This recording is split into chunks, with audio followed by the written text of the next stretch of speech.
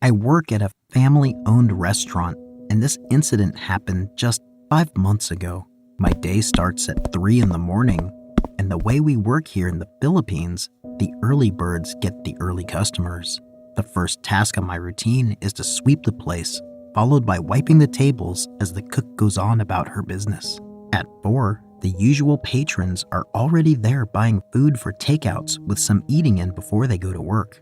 I remember it being Thursday when this unfamiliar face walked in the property and just pointed out what he wanted to eat without saying a word. I was already starting to have a bad feeling then. He just didn't look right. Despite it though, I gave him the benefit of the doubt since he handed me his money before occupying the nearby seat. Money in our country usually smelled of fish, as most of us made a living from the sea, but the smell of what I held in my hand that time smelled of something stronger, something like blood. As I didn't want to be disrespectful and cost the restaurant its early income, I took the money in the back, sprayed it with alcohol as I did my hands before placing it inside the register.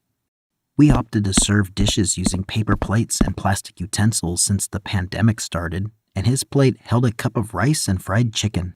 His eyes didn't hold the usual eagerness to devour food though, the one I had seen in other customers but paid it no mind. I continued on my other duties, occasionally passing by the man's table, confused on why he wasn't touching his food and felt creeped out by his gaze.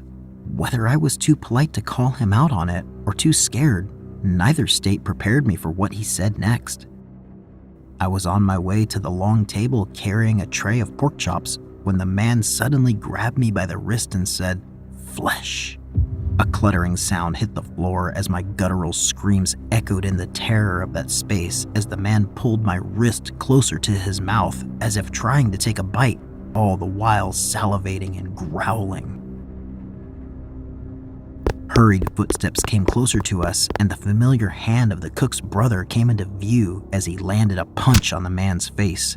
The action caused his grip to loosen, and I was able to run away, and as I looked back, I saw the deranged man get down on all fours like a dog and sprinted away, his visceral snarls cutting the air of the dark morning. The commotion woke our neighbors up, and soon the authorities were called to take our statements. Nothing ever came out of their investigation, but ever since then, the cook's brother woke up before any of us and guarded the place carrying his rosary and copper knife, only to take his leave when the sun was at its peak. As I have dreaded after that horrific moment, terror soon followed and continued for 3 days. 3 days of not being able to go to work, as a creature kept on crawling and scratching on my family's roof.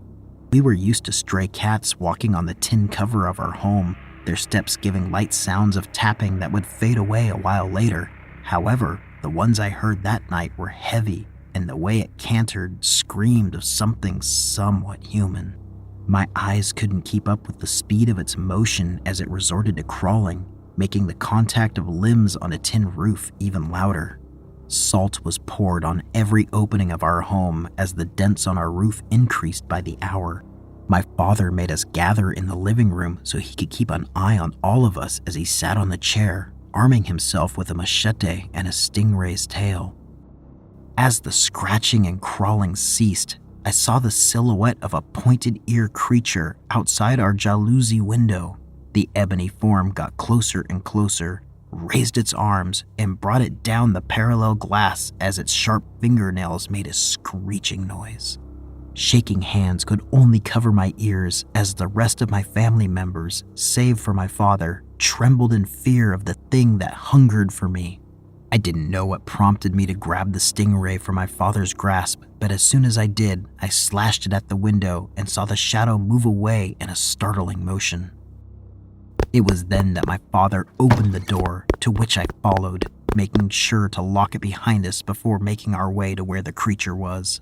Curses after curses left my father's mouth, threatening the thing with a voice that boomed like thunder.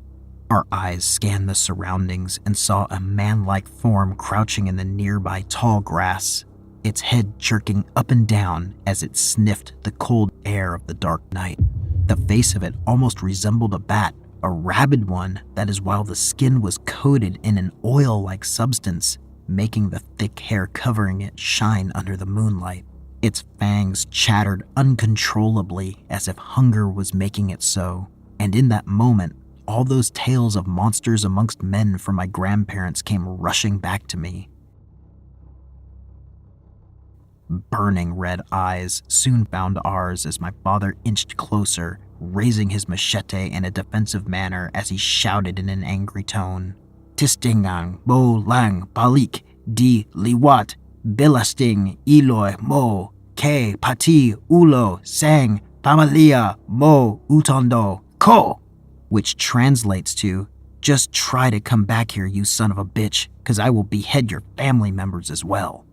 The creature growled and heaved, its saliva dropping in liberty on the soil before disappearing in the vastness of the grass, leaving an animalistic bellow in its wake. Sleep never found me that night, or for the next 4 months that came after. Every sound on my roof at the might of the moon is enough to make me retreat into a fetal position with copious amounts of salt and a stingray tail in my hand. If you wanted a logical explanation, we'd tell you that it was a man with an unsound mind that just happens to cross our path. If you ask the elderlies in our place, though, they'd tell you tales about monsters wearing human skin and how they'd hunted them and how they'll keep hunting us.